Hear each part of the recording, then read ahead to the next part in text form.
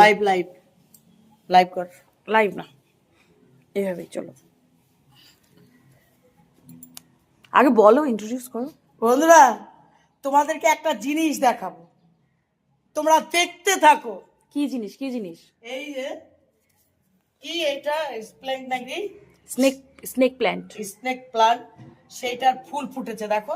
বিশ্বাস করবে না তোমরা না দেখলে ভালো করে। দেখো ফুলটা দেখো, দেখেছো?